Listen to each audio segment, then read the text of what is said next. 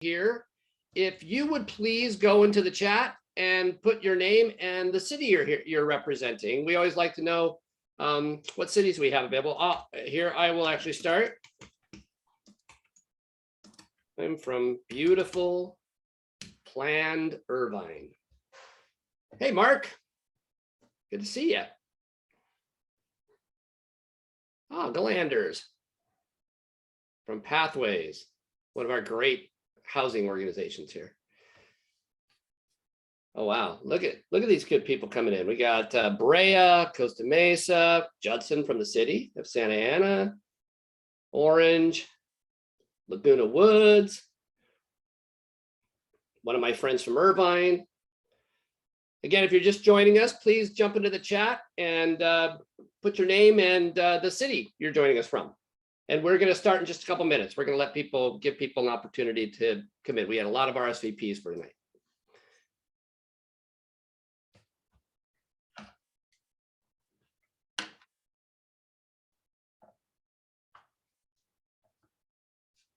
All right, more Laguna Woods, Yorba Linda. Oh, there's Laura Archuleta from Jamboree. Awesome. Fullerton, good stuff. Santa Ana again. Huntington Beach. We have a great housing advocacy group out in Huntington Beach, doing good stuff.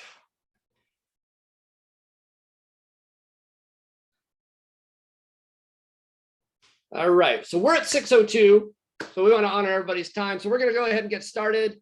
Welcome everybody to Housing Policy Made Simple. We're so glad that you're taking some time out of your evening to join us and learn about how you can be a more effective advocate for the housing we need to end homelessness here in Orange County. My name is Tim Shaw, and I am the lead consultant for the Housing Champions Advocacy Network under the United to End Homelessness initiative of Orange County United Way. We've been doing a lot of great work over the last couple of years to try and build up an army of people who will provide the crucial community support at city councils all over our wonderful county to help our elected officials have the courage to cast the right votes and approve the housing that we need. And a lot of you are part of that group. I see so many familiar faces. I always love coming to these things because I get to see you all. So we have a very, very special Housing Policy Made Simple tonight.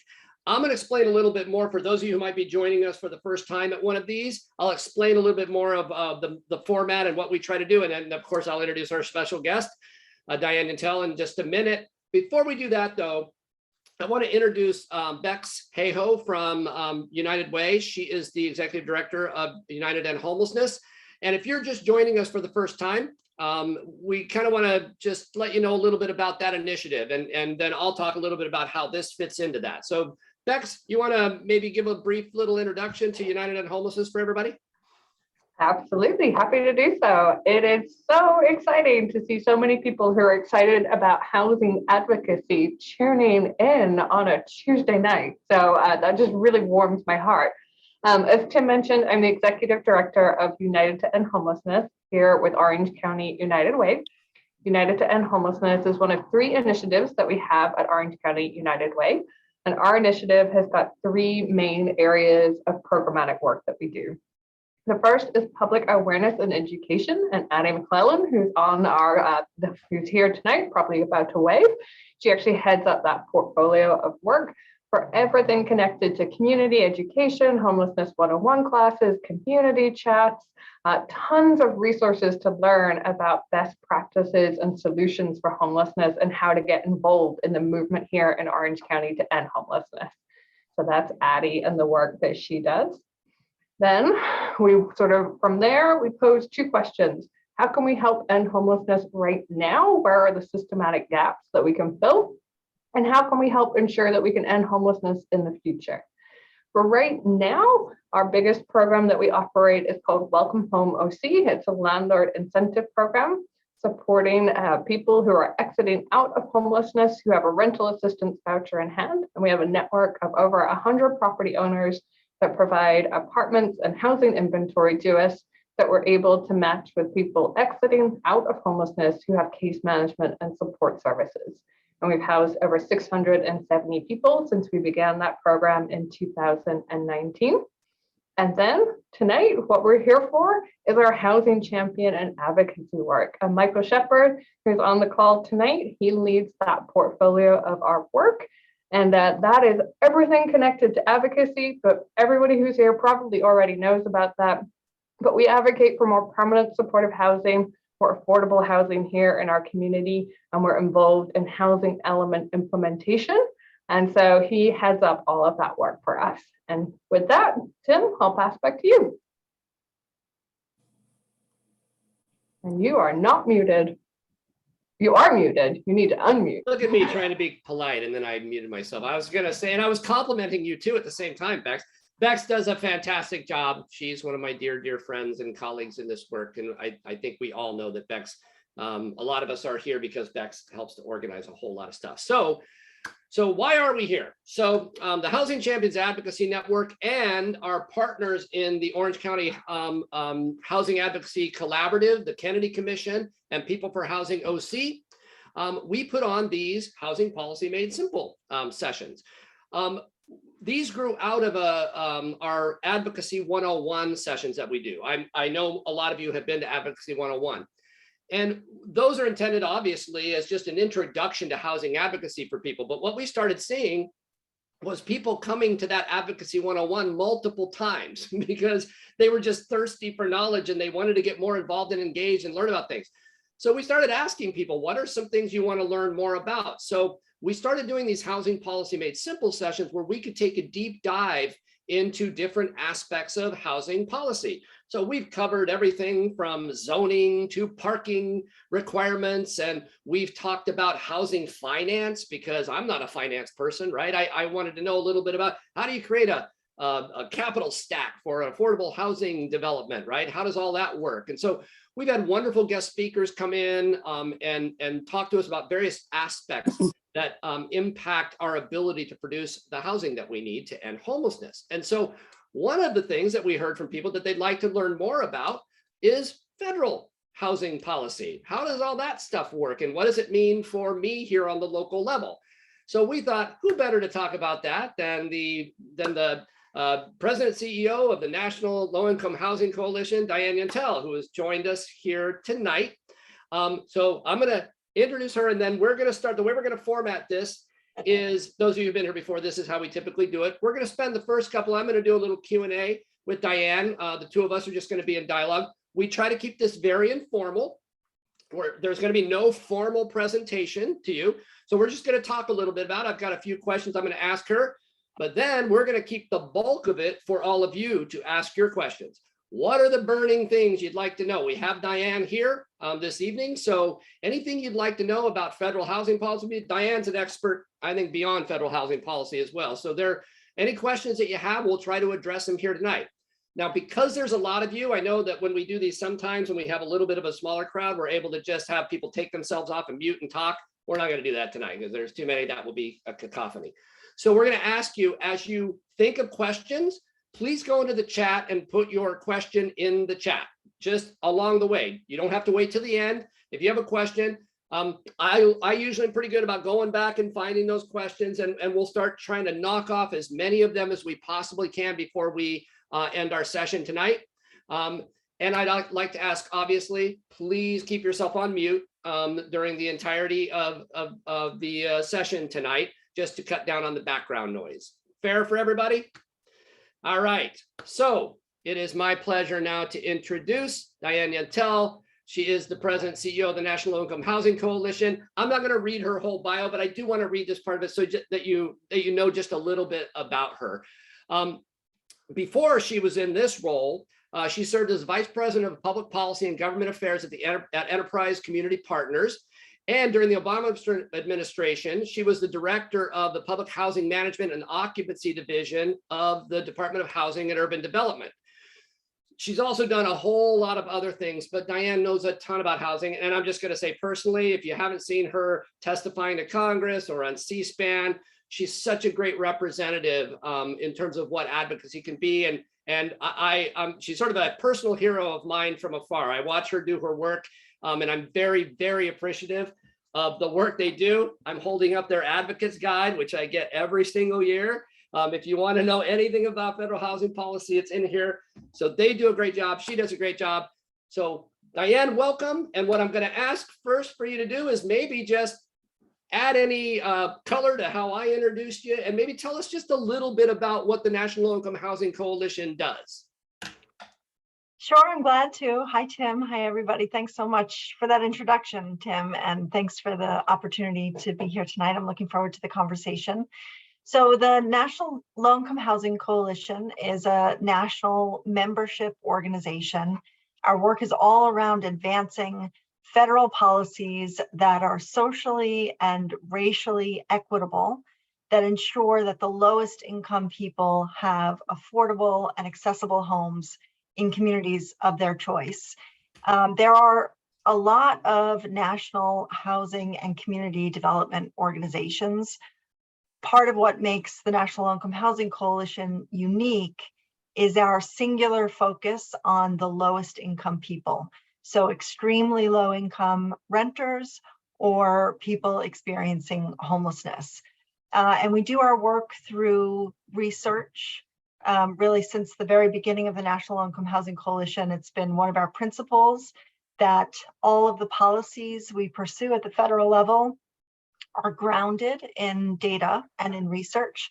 So we put out a number of reports every year, quantifying the shortage of homes for the lowest income people, looking at what the housing wage is nationally and down to the metro level, how much somebody needs to earn an hour to afford a 1 or 2 bedroom apartment, and a number of other reports. We do our work through organizing. So as I said, we're a membership organization. We have about 1,200 dues paying members. We have a network of about 165,000 people. That's who we call to action when it's time to try to move federal policy. And we have 64 state partners in 42 states. So our organizing team, our field team works with all of our partners and allies and members to help us be successful on Capitol Hill. We do our work through communications, so really deliberate work with social and traditional media to tell the story of the housing crisis and its solutions. And of course, the bulk of our work is through public policy. We do direct lobbying on Capitol Hill with staff and members of Congress. We frequently testify before Congress, and we do as much education as we can, both of members and staff. And we also lead a number of national campaigns to help us achieve our long-term goals on Capitol Hill. Wonderful. So Diane, let's start here. Obviously, the title of this should tip off that Housing Policy Made Simple. We try to take things and we don't assume everybody knows, all this stuff. And when you're, it can be very complex sometimes, and it can be daunting for advocates to want to get involved, right? Do I have to be an expert on policy? Do I have to understand everything about this? When you think about the federal role in housing policy, can you simplify that for our folks here? What generally is the federal role in housing policy as opposed to maybe the state role or the way local governments play? Yeah, so I'd say there's 2 fundamental roles for the federal government when it comes to affordable housing. The first is to provide subsidies to make homes affordable for the lowest income people. So the way affordable housing finance works is that it's not possible for a developer to build and operate apartments that are affordable to extremely low income people, because the rent that people at that income level can pay doesn't cover the costs. So that's, in Economics 101, that's a market failure that requires a government intervention, and in this case, in the form of subsidies to help make homes affordable for those lowest income people. And given the scale of the challenge, given the tremendous need, states and cities can and should do all they can, but can't meet the scale of the problem. It requires a federal government intervention. Unfortunately, for decades, really, the federal government has been backing away from this critical role that it has, and funding for really key programs overall have declined in recent decades, which is why, of course, we've seen homelessness increase. But I think a really good example of what the power of the federal government could be is what we just came out of, or are in a new phase of, in the pandemic, where we saw the federal government respond in a way that it never has in our lifetimes, in terms of putting in place protections and resources to keep renters stably housed. The federal eviction moratorium that was put in place, we've never had anything like that in the history of our country, such a broad protection for low-income renters. And the money for emergency rental assistance also on a scale unlike anything we've seen in our lifetimes. So we've seen the power of when the federal government does intervene, and we've seen too how quickly it can when it prioritizes a particular issue. Unfortunately, these last 2 years are unique in that level of urgency from the federal government. So we have a lot more to do to get the federal government to fund solutions at the scale necessary. The other, I'd say, critical role that the federal government has to play is in reversing many of the harms that it created through decades of deliberately racist housing policies that created these tremendous disparities, racial disparities in housing and homelessness that we see today. So, we have had decades of systemic racism in housing policies that, for example, purposefully put homeownership out of reach for millions of Black Americans, which created this yawning generational wealth gap that we have today in our country. And those Black families that were able to become homeowners were then targeted disproportionately for predatory loans and lost tremendous amounts of wealth during the Great Recession.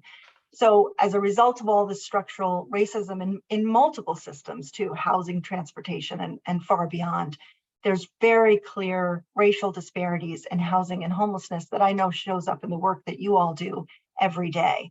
So the federal government now has really an obligation, we all have an obligation and a responsibility to very purposefully advance anti-racist housing policies to start to reverse some of that harm that's been done. Yeah, and when you look at the federal landscape and you start thinking about ways to effectively advocate for better policy at the federal level, can you talk just a little bit about how the federal government is structured? Of course, we all know about the Department of Housing and Urban Development, right? But when it comes more on the political side of things, typically in Congress, which are the committees that touch housing and in what ways, that kind of stuff? The most important committees for the issues that we care about in Congress are the appropriations committees, because they come up with the federal budget every year. So there's a full appropriations committee in the House and the Senate, and then there's a number of subcommittees so they can divide up their work of the overall federal budget. And its acronym is the THUD subcommittee, which stands for Transportation, Housing and Urban Development, which are combined in the subcommittee's work for the federal budget. So the THUD subcommittees in the House and the Senate and the overall appropriations committees are very important. They're the ones who are writing the budgets year after year after year, and we push year after year after year to get whatever kind of increases we can to each of the programs that serve the lowest income people. It's been very challenging for many years because since 2010, we've had these arbitrarily low budget caps in place. They were put in place under the Budget Control Act, and they just capped at a very low level how much could be spent on housing programs. Last year was the first year that those caps were no longer in place. So we had an opportunity to start pushing for new incremental vouchers, for example, and we were successful in getting 25,000 through the appropriations process. We'll try again to do the same this year. So those committees are really important. Then there are the appropriations committees are responsible for the dollars and cents, the funding of the programs. Then there are what's called the authorizing committees, and those committees oversee the programs. They do oversight, investigations, And they do educational hearings often too, to make the case for why more funding is needed. So in the House, the key committee is the House Financial Services Committee. And in the Senate, it's the Senate Banking, Housing, and Urban Affairs Committee. And then there are the tax writing committees, which are also become very important when it comes to the low-income housing tax credit program. So in the House, that's the Ways and Means Committee, and in the Senate, that's the Finance Committee. Those are the committees that we work closest with to advocate for our priorities. So would you say it's really important for advocates who want to engage in the federal level to kind of know that taxonomy a little bit and then understand who's on those committees? Yeah, it's important. You know, the most important thing to know is who your member of Congress is, of course, because they're the ones who are going to be most interested in hearing what you have to say. And sometimes you'll find that your member of Congress is one of these key committees, and then they become especially important for these issues. So no matter who your member of Congress is, it's important that you be in touch with them and educate them about these issues and make the case for why we need more. And if they're on one of these key committees, they have a powerful role in either advancing or opposing what we're pushing forward. So your voice becomes even more important with those members. Right. So let me go back to something you were talking about in terms of well, policies like low-income housing tax credit, you know, those types of things. When you look at the federal landscape of policies related to affordable housing, especially, you know, for the most affordable housing, extremely low income, you know, permanent supportive housing, those types of things, what are some of the policies at the federal level that you think are particularly effective, right? That if we could scale them up, we would really have something. And then flip that. What are some policies maybe that, and even on their face, they may be popular or they might, but they're not as effective in kind of contributing to the production of more housing? Yeah, so, you know, when, again, all of our policy priorities are grounded in data and research. And when we look at the data, we see that nationally, there's a shortage of 7 million homes affordable and available to the lowest income people. So another way of saying that, same numbers, for every 10 of the lowest income households, there are fewer than 4 apartments that are affordable and available to them. And extremely low income households are the only segment of the population for which there's an absolute shortage of homes that are affordable to them. So when you look at that data and really understand it and absorb it, it becomes clear that if we're going to effectively address the housing crisis, we have to ensure that limited federal dollars are targeted where the greatest need is, which is among extremely low income renters. So there are a few programs that do target funds very effectively and are successful. The Housing Choice Voucher Program, Section 8 vouchers, is the clearest example, proven effective at ending and preventing homelessness for extremely low income households. But it's a program where only about 1 in every 4 families who needs it and is eligible can receive it. So about 75% of people who need rental assistance don't get any. Again, because of these arbitrary budget caps that we put on housing programs. So if we could scale Section 8 vouchers, housing choice vouchers, and make them universally available to every household who needs one, we would make a tremendous impact towards our efforts to end homelessness. But that on its own wouldn't homelessness, because again, I'm talking to people in California and some of the communities where there are some of the most acute shortages. There are literally not enough apartments at almost all income scales in many places in California. So clearly we also need to build more apartments, which the market can do if we remove restrictive zoning and let the market do that. But we also need to build apartments and make sure that they are targeted and affordable to extremely low income people. And we do that through programs like the National Housing Trust Fund, which is one of our newest federal housing programs. It was designed to be very specifically and deeply targeted for extremely low income households to build or preserve apartments that are affordable to them. And then we have to, of course, preserve the limited affordable housing that we do have in our country, and especially public housing, which serves some of the country's lowest income people and predominantly and disproportionately people of color. Public housing has fallen into real disrepair in many communities across the country because of decades of chronic underfunding. So we have to spend more money to build to at least get those units up to a level where they are decent and safe and quality homes for the people who live in them, and to preserve them for future generations, and ideally to actually build more public housing in communities. Where the flip of your question about where we could do better is sort of an extension of my same answer, which is to say, we also have a number of federal housing programs that aren't deeply targeted enough. And the low-income housing tax credit is a good example of one. The low-income housing tax credit is an important program. It is the program that builds the most federally funded affordable housing throughout the country. But the way the subsidies work, those units typically, most often, are affordable to people at 50 or 60% of area median income. And they only become affordable to people who are extremely low income if that household also has a Section 8 voucher, which we already talked about is hard to come by. So that's an example too. If we look at the data in many communities, 50 to 60% AMI is not where the greatest need is. Right. So we need to improve and reform that program. And we have pushed for changes that are included in some bipartisan legislation to better target those funds, to ensure that those units can be more deeply targeted and can be affordable to extremely low income people.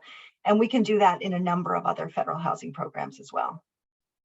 Great. So I'm going to hop back to something you said. So you look at programs like the Orange County, I almost said the Orange County Housing Finance Trust, because we have one of those here and they're wonderful. But the National Housing Trust Fund and programs like Housing Choice Vouchers. What are we looking at right now in terms of the delta between what the federal government is allocating to those programs now and what would be needed to really meet the need? Like, how big is that? It's pretty big. We are vastly underfunding the programs that work. The Housing Trust Fund, for example, is a program that this year got about, I want to say 800, it might be $900 million. It's the biggest allocation since the program was created. The funding fluctuates because it's based on a fee of business at Fannie and Freddie, so it fluctuates. $800 million is really important, and it's doing a lot of good in many communities. We're tracking every unit that's built and preserved with those funds. It's housing people with severe needs who wouldn't otherwise be housed with any other program. And it's a drop in the bucket compared to the need. I mean, $800 million in California wouldn't be nearly enough. And this is a national program. So we've estimated that we would need $45 billion a year for up to 10 years to be able to really build the number of apartments affordable to the lowest income people that we need. And we have had legislation introduced and have worked towards that. And on the voucher side as well, you know, again, for the 1 in 4 number that I shared, where only 25% of people who need housing assistance win what I call a housing lottery and get any kind of rental assistance. That's all types of rental assistance, including vouchers, including public housing, for example. But we would need to more than, right now, Section 8 vouchers are funded at about $22 billion a year. That cost goes up every year just to maintain the same number of vouchers because of inflationary costs. And we'd need to more than double that in order to meet the need for vouchers. So we really need a significant investment. I will say the one thing that's been not the one thing, but one thing that has been heartening in recent years in Congress is, you know, for many years, both Republicans and Democrats, when they talked about increasing funding for federal programs, it was very incremental. It was very sort of around the edges. Nobody really wanted to say how much it would cost to end homelessness and end housing poverty. That's really shifted. We've really changed the conversation nationally, where Democrats especially are much more willing to call for the level of funding that's needed. And of course, that's important in moving the Overton window and getting more funding from the people who are reluctant to spend anything on housing. When we really call for what's actually needed, we're going to be more likely to get some of that. Right. So let me also jump back and ask you a question that's connected to the vouchers, right? Because we, as communities all across the country, we here in Orange County, we got an influx through the American Rescue Plan Act of about 1,040 emergency housing vouchers. You would think we would just be glory, hallelujah, yay, we've been wanting more vouchers in the system for a long time. But we are, along with other, regions, we are having a real difficult time leasing those vouchers up because of, as you mentioned earlier, the lack of housing for, to move people into. So I've heard, that flirtations on the federal level around things like local zoning, the things that impede the ability for local communities to approve the housing that they need so we get more supply. Where do you put those efforts right now in terms of likelihood that the federal government might do anything around local zoning issues in the near future? Or is that a bit of a pipe dream that the federal government might step into that kind of work? No, I think there's been a real there's been a shift there too, and there's been a greater understanding and recognition, bipartisan, about the challenges of local zoning and how that is really contributing to the housing crisis everywhere, and especially in high-cost cities. And it's kind of a double-edged sword, to be honest, because on the one hand, we've seen Republicans in recent years,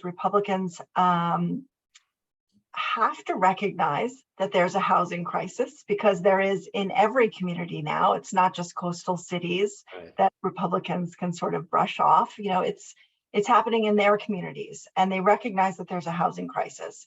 What we're starting to see is that for some of the more conservative Republicans on some of the key committees, is that's becoming kind of a way for them to abdicate responsibility, to say the entire reason why we have a housing crisis and why we have homelessness is because of local government failure and because of regulations and local zoning. So, that's a real problem. That's clearly a vast oversimplification of the issue, and has its political purpose for some of the Republicans who use it. But having Republicans recognize the crisis and recognize that restrictive local zoning is a real challenge that needs some type of federal intervention is important.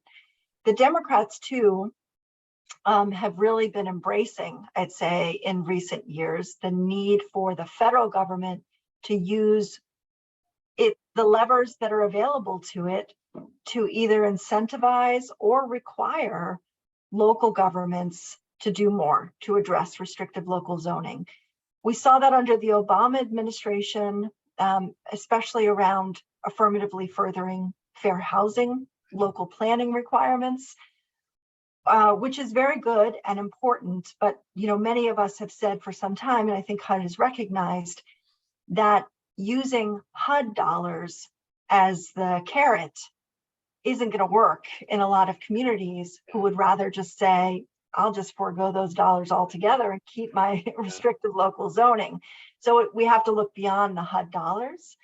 And we've talked about for some time, and we've worked with Senator Cory Booker and some others who have introduced legislation to look at the big transportation dollars that every community wants, and use those funds to incentivize or require changes at the local level.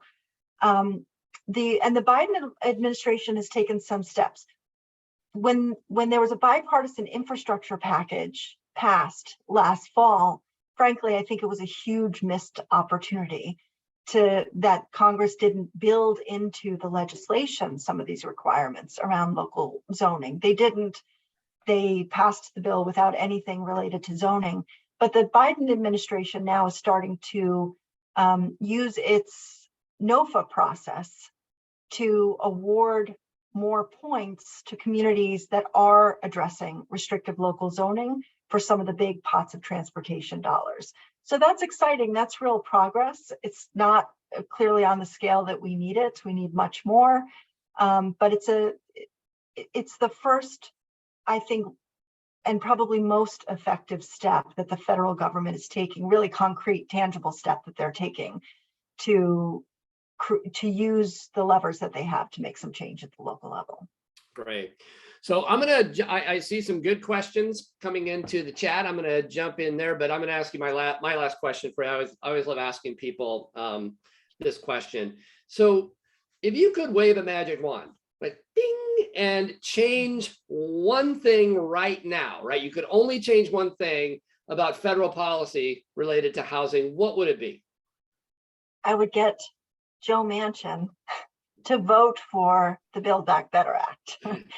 I mean, he is one person that is holding up $150 billion for affordable housing investments, 3/4 of which is targeted to extremely low-income people. And we worked so hard with many of you and many others across the country to get that money into Build Back Better. We got it passed through the House, and then Joe Manchin said no, and it's been dead since then. And it is, I don't yet have words to express what a tremendous missed opportunity this is going to be. This window of opportunity where so many things were aligned for the federal government to finally make an investment on the scale needed. And that window is about to close tight, and it's going to be a while till we can wedge it open again. So that's what I would do with my magic wand. Any hope that I've heard rumblings even in the last couple of days that there's an attempt to revive the Build Back Better Act? Any hope that that is a real possibility? It's a very, very slim possibility for housing. I think they will do something. The Democrats are desperate for any kind of deal they can come to, call it a win and move on. This has been a debacle. And so it looks like they are going to get it to a deal on lowering prescription drug costs for Medicaid patients, good and important. They may come to some agreements on something related to climate. All of it's going to be on a much smaller scale, and housing has pretty much fallen off the radar at this point. We're still trying to get something wedged into a climate section of a new reconciliation bill, and there's a slim possibility of that, but it's pretty unlikely, and the whole thing may still fall apart. All right. Okay. So I'm going to go to the chat here. So bear with me for a minute, because some of you wrote novels in here. So I'm going to try and get through them and reflect your thoughts as best I can. And we're going to answer as many of these as we possibly can. So the first one has to do with the eviction moratorium and a concern that this is now backfired. Landlords are forcing low-income residents out so they can raise rents to make up any lost income during COVID. Plus gouging multiple credit checking fees, asking for triple rent, making low-income families not having funds to move anywhere else. Is there a plan to try and control this backlash? Are you familiar with any federal legislation or anything that might be addressing that? So I put it differently. I wouldn't say that the moratorium backfired. There is a backlash. I mean, I would say the federal eviction moratorium kept millions of families who otherwise would have lost their homes during the pandemic stably housed during it. And now coming out of the pandemic, or in whatever we call this moment that we're in, this new phase of the pandemic, there's no doubt that many of the lowest income renters are in a worse situation now than they were before the pandemic. And that's because of these skyrocketing rents that we're seeing across the country, which are also historic. Nationally, rents have gone up 17%. That is unheard of. And in some places, 30, 40% on average rent increases in a community. There's no doubt that this is really hurting many of the lowest income people. And it's at the same time that we're having rising inflation and increased costs for food and gas and all the other necessities in life. So it comes back to, for me, at the federal level, it comes back to, again, the need for these major federal investments. There was a time there where it could have been possible, as the emergency rental assistance funds, the $46.5 billion that Congress appropriated to help pay back rent and in some cases future rent, as that money was depleted, Build Back Better could have been enacted, and we could have had funding for 300,000 families to get new Section 8 vouchers, among other things. You know, as I just said, huge disappointment and missed opportunity that that's not going to happen, because now, as before, the lowest income people are being hurt most by the housing crisis that we have today. There's a lot of change happening too at the local level, that where more states and cities have been putting into place more protections for tenants. Again, it's not nearly on the scale that's needed, but we have been tracking all the state and city tenant protections that have been implemented or enacted. In 2021 alone, there were 130 of them. So these are everything from rent control to preventing rent increases. You know, there's a little bit of a difference there in some places, to right to counsel, to expunging eviction records, to coming up with state and local dollars to supplement emergency rental assistance programs. So 130 new tenant protections nationally in 1 year alone is huge. And I think we are seeing momentum at the state and local level, and that's the place that we're really going to need to look to put in place protections for tenants, because it's unlikely to happen on the scale needed at the federal level in the near future. Great. Well, that actually goes into the next question that Angel asked. It has to do with rent control, and he's from Mountain View, and he or she, I'm sorry if I mispronounced that, but they passed a rent control charter amendment in 2016. Instead of reading that whole thing there, because you addressed it a little bit, I know there is some debate about rent control as a policy, solution, and whether or not that, rent control has an impact on impacting negatively the production of housing. How do you see that? And what's the National Low Income Housing Coalition's position on rent control as an effective policy? Yeah, so rent control means a lot of different things to a lot of people. In some places, in its most pure or maybe strict form, it's no rent increases at all above maybe 2% or 3% a year. In other places, it's tied to inflationary costs, or it's tied to other sort of measures. So at the National Income Housing Coalition, we don't have a singular policy on rent control, because it is generally a state and local issue. There are no efforts at the federal level to have federal rent control, and I think that's highly unlikely that we would ever see that. But we do advocate very strongly for protections against exorbitant rent increases, whether it's after a disaster, like a natural disaster, or after a pandemic, or in a community that's been hard hit in many other ways.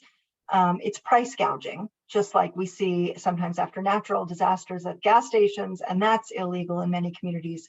It should be unlawful to have those kind of exorbitant rent increases like we're seeing right now. And just cause eviction, I'm glad Angel mentioned that, because that's another one that we do also support. We put out a paper recently tracking all the places where just cause eviction has been implemented, or where there are local efforts to advance it, and we strongly support just cause eviction, and have worked with some members of Congress at the national level to see if we could get legislation introduced. So Angel, I see that you are asking how we could help, and I would suggest, if you would, to look on our website for that that paper that we just recently did on just cause evictions, and happy to have any follow-up conversations or connect you with others on my team to follow up. Great. And then the next couple of questions were really, I think, answered mostly in the discussion about housing vouchers. So I'm going to drop down to take the one for Bex here. Do we have any information yet about the new stability vouchers and how those may function? The stability vouchers are the new program that HUD got funding for through the last appropriations bill. I want to say there's maybe 30,000 new for those vouchers, and those vouchers are really going to be targeted towards families with young kids with wraparound case management and housing counseling to help them move to so-called areas of opportunity if that's what they want to do. I did recently hear that HUD intends to put out some guidance and some planned next steps for those vouchers soon. So I would expect that we'll see something from HUD this summer, but I don't know exactly when. Great. And then I'm going to bounce down and take the question here from Rona. What is your opinion of the efficacy of low-income tax credits versus straight grants for housing for very low and extremely low-income people? Well, our top priority is for the National Housing Trust Fund. Wait, was that grants to? Yeah, to Rona, people? can you take yourself off mute just real quick and clarify what you mean by that question? Yeah, I'm sorry. I meant to have grants for development of to produce housing, to build Right. housing. Right. Yeah. So our top priority is the National Housing Trust Fund program, which are block grants to states and cities for those funds to go to developers with a very specific purpose of preserving or developing apartments affordable for extremely low income people. So that's our preference. That's our priority, both because of the deep targeting and because the money goes directly and entirely for its intended purpose. The low-income housing tax credit program is important, and it's the program that builds the most affordable housing throughout the country. But there are a lot of players in the low-income housing tax credit process, and a lot of the money that could otherwise be used to be developing and preserving these funds are going elsewhere just to get the dollars to where they need to go. It's incredibly complicated and in many ways unnecessarily, I think, complicated program. So our preference is the direct grants to states and cities to build and preserve housing. Great. So David asks, what's the status of the attempted appeals of the Faircloth Amendment, limiting the possibility of social housing production? And is there a path forward that includes ample investment in social housing or you meant repeals, not appeals, right? Yeah. Repeals of the Faircloth Amendment. And is there a path forward that includes ample investment in social housing? Can you first start by maybe providing a definition of social housing? We're hearing that a lot, as advocates. How would you define social housing? And then maybe you can answer David's question. Well, I think a lot of people, I think social housing is another one of those terms that means different things to different people. I think in its purest form, social housing means the federal government is subsidizing apartments, in this case, for people at all income levels who need it. So certainly we are deeply committed to the federal government subsidizing homes for the lowest income people. And public housing is one of our top priority programs, both to preserve and expand public housing. Public housing is not pure social housing because public housing is income targeted. And I think as long as we're in the space of very limited federal dollars, I think it's essential that those dollars be targeted towards those with the greatest needs. The Faircloth Amendment is something that was put in place decades ago to prevent communities, essentially to prevent communities from building any net new public housing units. So new public housing units are built through reconstruction or preservation in some places, but we can't, the Faircloth Amendment doesn't allow for communities to have more public housing units than they had at the start. So whatever number of units they had when the law was passed, the community can't have any more public housing units than that, which is an absurd law and one that we've pushed to repeal. There has been some efforts AOC in the House, Representative Ocasio-Cortez and Senator Warren have both led on legislation to try to repeal the Fair Cloth Amendment. It's been added to a number of bills and none of them have passed. So I think we have made some progress in getting more members of Congress to see the importance of repealing that. I don't see it happening anytime soon. Great. So Kate asks, does anyone study best practices in other countries? I often feel like we don't do that when we should. How do other countries keep housing affordable and keep the unhoused to zero? That's a really interesting question, Diane. Do you track sort of best practices from around the world, and what are some of them that maybe you see in other countries that might be applicable here? Yeah, I mean, to some extent we do. There's a group called HPN, Housing Partnership Network, that has this really interesting peer-to-peer network of international housing developers. And they occasionally put out papers on what they learn and what they find. But I agree, I think there's a lot to study and learn. Social housing is one best practice from some places where you can find 30 to 40% of apartments being subsidized by the federal government.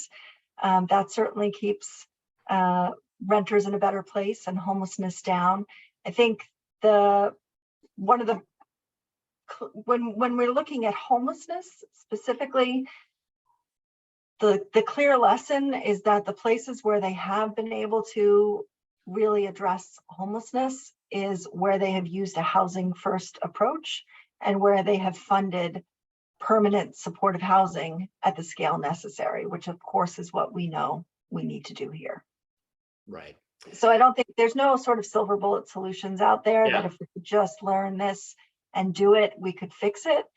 I think we know pretty well what needs to get done. It's just getting Congress to actually fund those solutions at the scale necessary. That's the challenge. Yeah. So, hey, Cesar, I'm going to just ask you to take yourself off mute and ask the question that you put into the chat. Great. Cesar Covarrubias, you guys know Cesar from Kennedy Commission. Hi, Diane. This is Cesar Covarrubias with the Kennedy Commission here in Orange County. Thank you for taking the time tonight to be with us. The question that popped into my mind when you were talking about Congress, or at the legislative level and the federal level, recognizing the true cost of what the investment should be to address homelessness and affordable housing. That statement struck me a bit. I wanted to just get more information about what you mean by that. I mean, I can give you an example of what we're facing here in Orange County that may or may be similar to that. Well, what I mean is, I've been doing this work. I've been doing housing advocacy work for about little over 20 years. And for most of that, our strongest allies in Congress, even the ones who really understood the challenge, understood the need, were usually wanted to talk about how can we reform programs, or how can we find savings in housing programs so that we can incrementally increase some of the programs. So we were looking at increases of, maybe 20,000 new vouchers in this bill, or a small amount of increased funding in this bill. Now we've really had a sea change. And I'd say even at the presidential level, where if you look back in previous administrations, even as recent as President Obama, and certainly other administrations before that, when they talked about housing, it was primarily about homeownership and primarily about middle-class homeownership. Some discussion of homelessness, but not talking about solutions on the scale that's needed. Now we have a president, and it's because of advocacy. It's because of the push and the pressure in many different ways. We have a president and a HUD secretary who talk about housing as a human right. We've never had a president say those words before with such conviction. Housing is a human right. And he has called for universal housing vouchers. And we have now our strongest allies in the Hill introduce legislation to achieve universal housing vouchers, or to provide the $70 billion that we need just to repair the public housing that we have today. This is a real shift and a real important one. Well, thank you. That's really important. I just wanted to kind of give you an example here in Orange County. We are battling with some of these same issues of them not recognizing the investment that's really necessary to transform and address the issues, right? When they look at what the cost of housing is, they always say it's 500,000 a unit. We can never achieve that.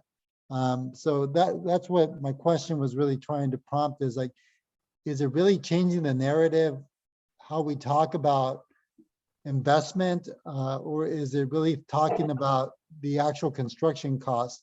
I'm not sure how that narrative was changed at the federal level. I think some of it is about, it really depends on the audience, on the person and what compels them or what interests them most. And I should say, I don't want to overstate this. It's not broad understanding at the federal level about investing at the scale needed, but some significant improvement and a lot further to go. But one of the things I think has helped make a real change, two things that are connected. One, what I often say is that inaction is expensive, that the country pays every day to allow for homelessness and housing poverty to persist, and we pay for it through increased healthcare costs and lowered educational attainment and lessened lifetime's earnings, lessened taxes paid. And I think we can really make a case, we can really quantify how much savings can be found elsewhere in the federal government if people are affordably housed. One example of that is there's a study by Children's Health Watch, which is a group of pediatricians from Boston, and they found that the country will pay $111 billion in avoidable healthcare costs over the next decade because people are homeless and housing insecure. $111 billion in 10 years wasted because we allow homelessness to persist. I think that's an effective argument. When I share that statistic, even with some very conservative Republicans, it kind of stops them for a moment. But that also sort of leads to the other thing that I think has made a real change, which has been engaging other sectors in our advocacy on affordable housing. So we created a few years ago a campaign that we call Opportunity Starts at Home. And it was based on the idea that, it can't just be people who care about affordable housing saying we need more money for affordable housing. That's not working. It's not going to work. And so we built out this campaign where we have leaders from the civil rights community, the healthcare sector, the education sector, the faith-based community, who are all convinced as we are that they're not going to be successful in achieving their goals of improving educational attainment for kids, for example, or improving health of pregnant moms, unless we're successful in keeping people stably housed. They were convinced by that. We have a whole growing body of research over the last decade that makes the case in each of these sectors. And so now we have new partners who can make the case for us and with us. And so even if we're talking to a member of Congress who says, housing's not my issue, homelessness is not what I care about, the chances are they care about education or healthcare or the climate or local government. They care about one of the issues that our partners care about. And so we can approach them from a different place and get to the same end goal. Super helpful. Thank you. And I just want to put in a quick plug for your annual report that you do for the out of reach. That's super helpful. We use all that data everywhere. And so that's something that I think is really acknowledged as a tremendous resource. So thank you for doing that. That's great. Thank you. And just to let everybody know, this year's Out of Reach is coming out in a couple of weeks. On July 28th, we're publishing this year's edition. Awesome. Great. Thank you. Thanks, Cesar.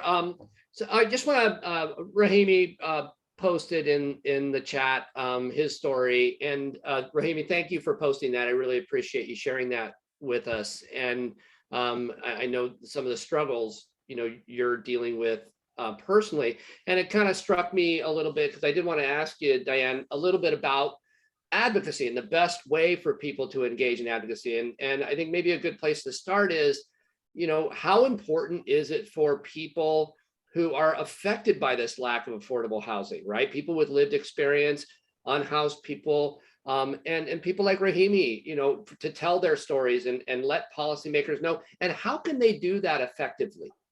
Yeah, it's so important. And Rahimi, I also appreciate you sharing your story, and I recognize and I see your struggle. And as you say, unfortunately, it's shared by many others throughout the country. And speaking, I believe strongly that everybody should talk to their members of Congress often, and especially people who are struggling and people who are most impacted by challenges. The power of an individual story outdoes data and facts and statistics and so-called experts.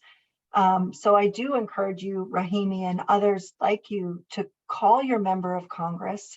There are ways you can go to our website, you can go to congress.gov, and you can put in your zip code, you can find out who your member of Congress is. They should hear your story. Their job is to represent you, and they should hear about your struggle, and they should hear about the challenges that you're facing, and they should have to answer your question of, what are you doing to help my family and other families like mine that are struggling? And so I really encourage you to do that. And I encourage everybody to do that. There was something else I was going to say, and now it's just slipped my mind. Sorry, I lost that train of thought. I'll come back. It'll come to you. It'll probably hit you right in the middle of talking about something else, probably. Yeah. So Nadia asked. I'm sorry. Go ahead, I Diane. just remembered. So, and there's two really important reasons, Rahimi, why you and others should contact your members of Congress. One, because they represent you, because they make big decisions at the federal level about how to spend federal tax dollars, and they should know how you want them to prioritize those funds. But also because your representative will have a person who works for them that's responsible for what they call constituent services. And those are some of the most knowledgeable people at the local level about what resources might be available, what emergency resources or other resources might be available for you right now. So there's a dual benefit for you to call your member of Congress, because you might be pointed to a local organization or person who may be able to help you right now. Great points. So Nadia asked a very simple question, but I think a powerful one. What bills should we keep our eyes on right now at the federal level? What are you tracking that looks good or promising that advocates should start getting behind? Well, the most important, again, is Build Back Better. I mean, that is the pinnacle of what we need to get done. Once Build Back Better, once some kind of reconciliation package happens or doesn't, and it needs to happen by the end of September, or else it can't for mundane reasons. The other chance that we have this year to get increased funding for housing programs is through the appropriations process. And it's an election year, so it's very hard to say what will happen with the appropriations bills. It's going to depend in part on how the election plays out and what motivation both the current majority and the minority have to either try to wrap it up quickly and just get it done this year, or to try to punt it to next year. Our hope is that there will be some end of year activity on a final appropriations bill. And like I think I mentioned earlier, we did have success in the current funding year that we're in right now in getting an additional, I think it's 25 or 30,000 new incremental vouchers. Those are the first new non-specified incremental housing vouchers in many, many years. And we have a chance to increase that again by the same amount, at least another 25 to 30,000 this year. So we should be really laser focused on appropriations and getting the increases that we can to the programs we care about most. Other than that, there's not a lot that's going to happen the rest of this year because it is an election year. So pretty soon they're going to be out on recess. They're going to be taking a lot of breaks to go back to their districts to run for re-election, and then we'll see what the outcome of the election is, which is really going to define what the next few years are going to look like.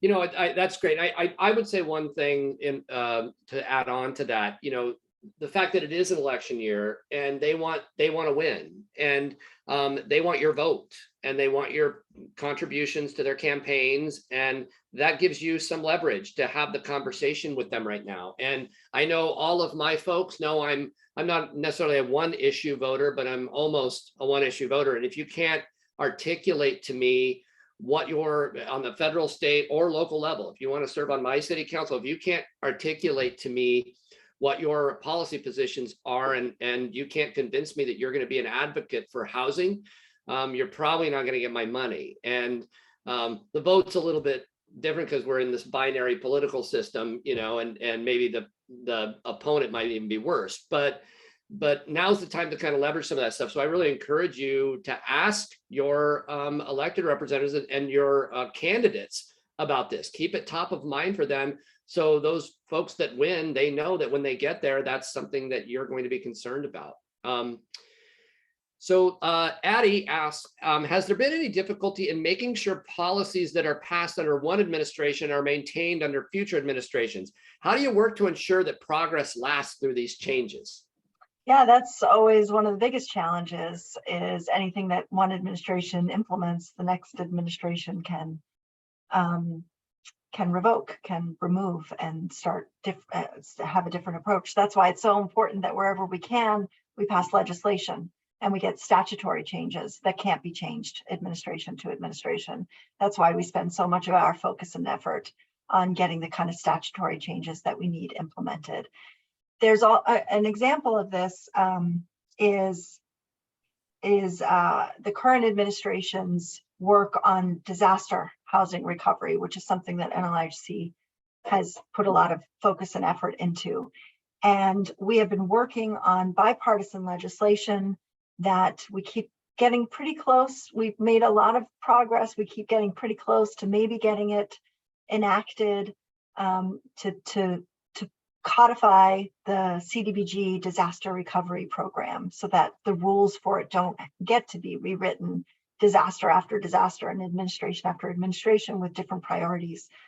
And so we've worked with the Biden administration, who could right now implement their own similar kind of changes through regulation, to say, let's try this last ditch effort in this next, we have this one opportunity coming up to try to get it done through statute, because that's how we're going to be able to keep it in place whatever administration is in office.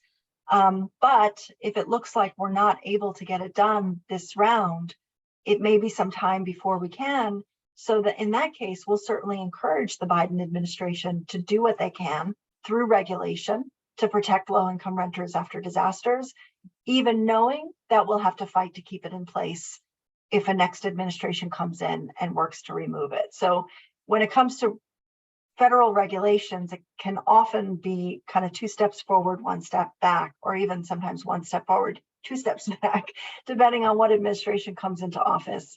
So that's why laws over regulations always when we can.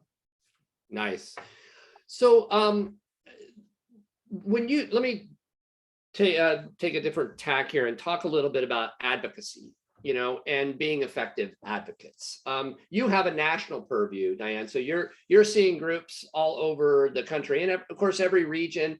You know, here in Orange County, we are unique in that we are a little postage stamp with 34 cities who, my running joke is, they all think they're 2 push-ups short of being Los Angeles, you know, and they at various times don't like each other, and at various times don't like the county, and the county doesn't like them, and you know, they're fighting about different things. So regional work here is really difficult because we have 35 when you count the Board of Supervisors, 35 elected bodies who hold sway over the production of housing, you know, in our communities. And there's even now a hyper localization that's happening, in that our city councils are now going to city council districts. So you got little cities like Costa Mesa, and you have a city council member that gets elected with 900 votes, you know, and if something comes forward and it's not good for those 900 people, then he's not going to vote for it, you know.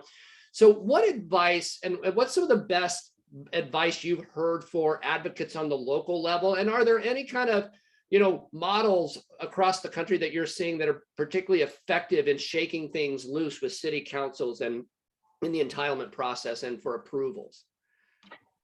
Well, I mean, when it comes to the general public, I can't remember now who said it, but, decisions are made by those who show up. And that is clearly true when it comes to local planning and housing decisions. And there's been research done that shows really conclusively that people who show up to city council hearings or city council votes are predominantly white, they're predominantly higher income, and they're usually homeowners. And they're not necessarily representative of the community, but they are the most vocal, and their voices override the people who aren't there to speak out. So it's both a really simple and a really difficult thing to do, but it's kind of the most obvious, which is to show up where conversations are happening around local decision making, and to be sure to bring your friends, to bring your neighbors, and to disrupt that small, loud minority voice that is often driving decisions at the local level. So I'm gonna one last call. Oh, Kate just joined the National Income Housing Coalition. You got a new member. Welcome. Nice, Kate. So I'll make one last call for any questions. If you have one, speak now or forever hold your peace. Yeah, because I know some people have a hard time with the chat. So David, I think I see you raise your hand. I'm going to go ahead and let you take yourself off mute. If you can be very brief in asking your question, go ahead. Thank you.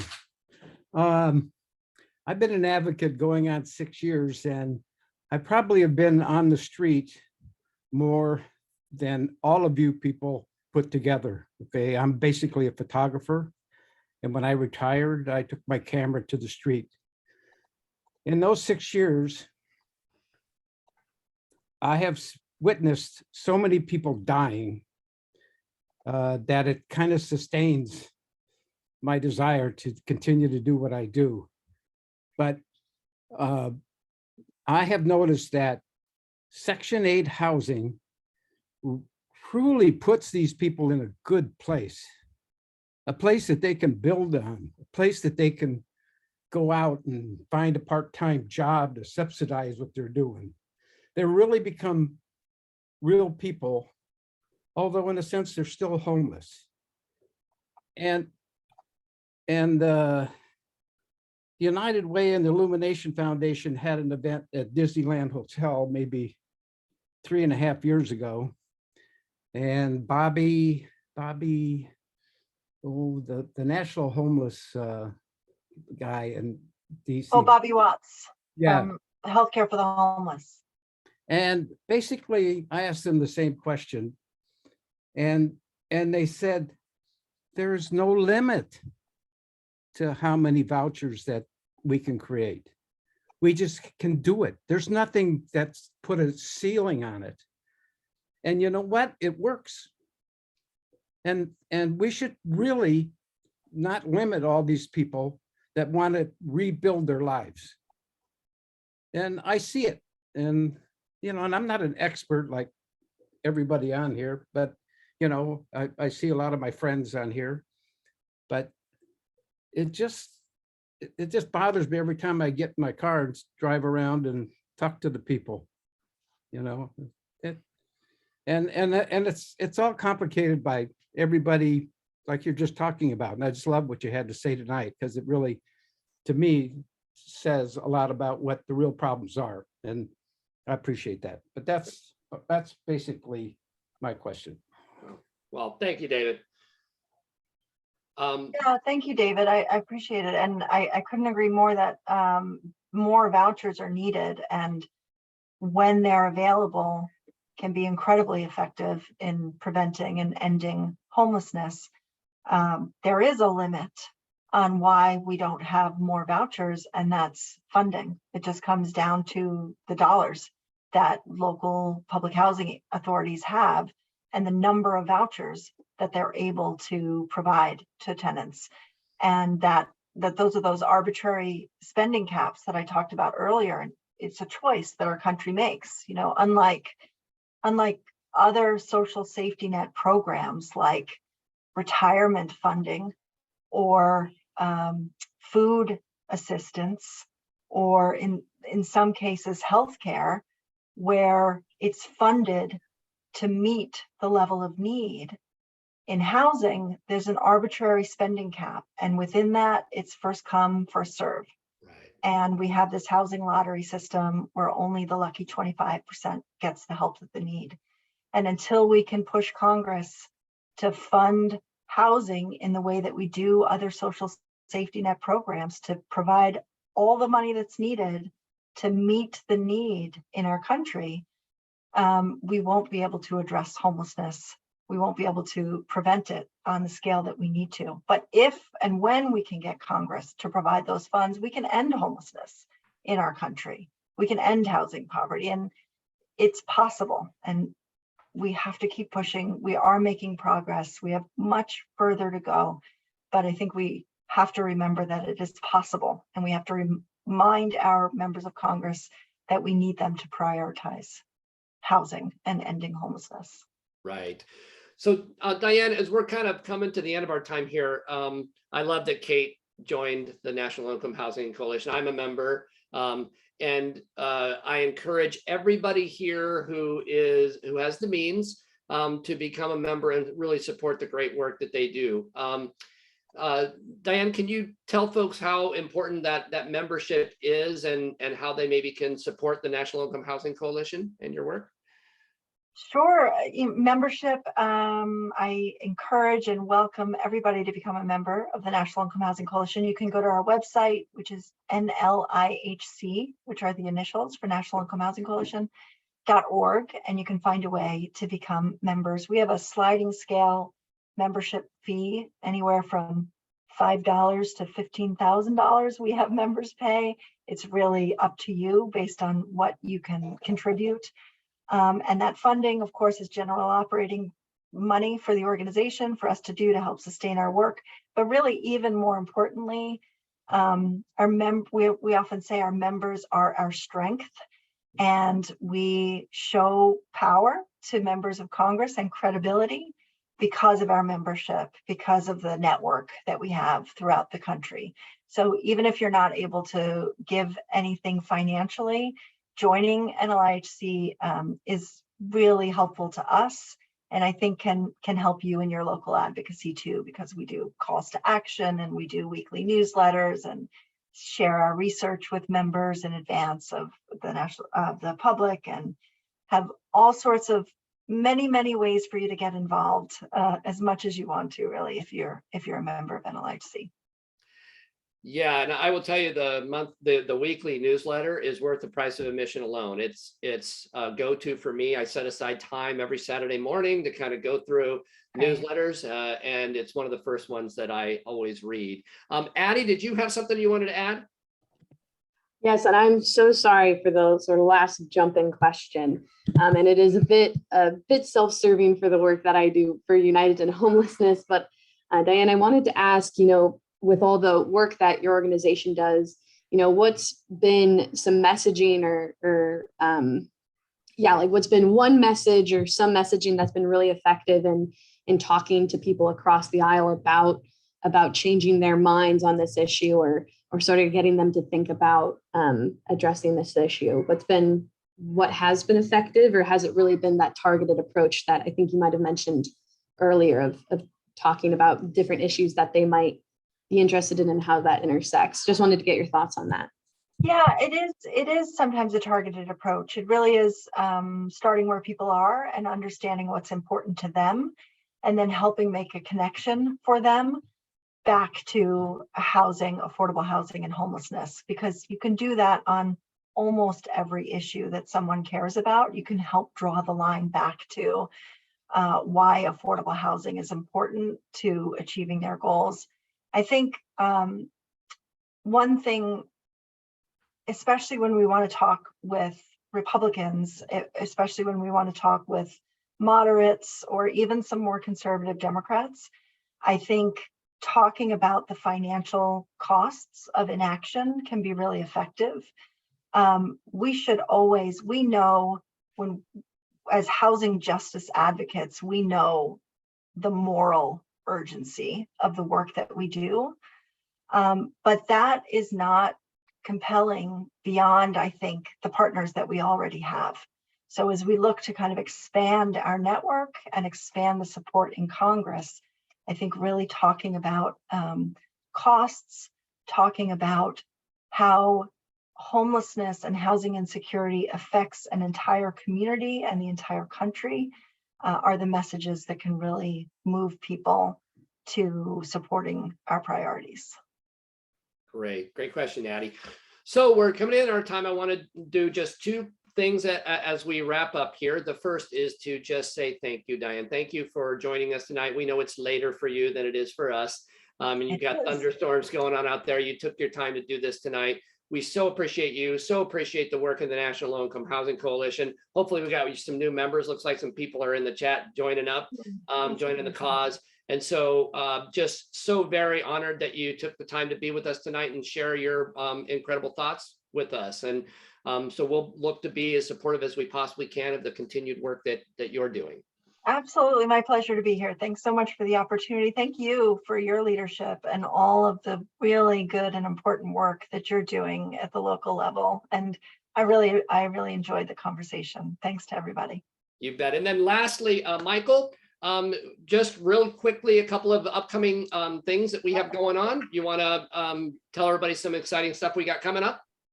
Yeah. Again, thank you so much, Diane, for what you're able to share with us. And for everyone on the call, whatever connection you have to housing advocacy, we're so glad to have you as part of our community. And want to share one exciting thing that we have coming up on July 26th. We are going to be doing a combined training for Homelessness 101 and Advocacy 101. With the information and registration there in the chat. You can also find it at unitedtoendhomelessness.org/events and then click on all events. And so if there's anyone that you know that wants to get involved in this work and has not taken any of our classes, this is a one-stop shop to find out about the realities of homelessness in Orange County, as well as how you can be a part of our advocacy network in working together.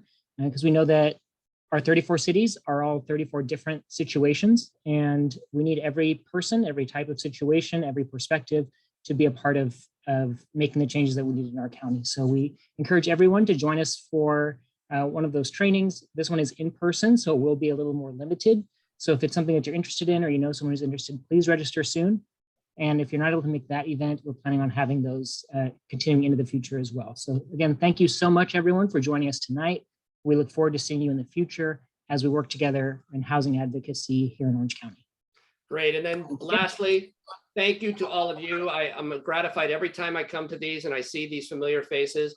I'm humbled and I feel like I am more energized to use my voice when you're out there using your voice, and we're all locking arms together to make this work. And so thank you to the Kennedy Commission and People for Housing, and of course, Bex and Addie and Amy and Michael and the whole crew at United End Homelessness. Thank you all. We will see you at the next thing. Bye-bye.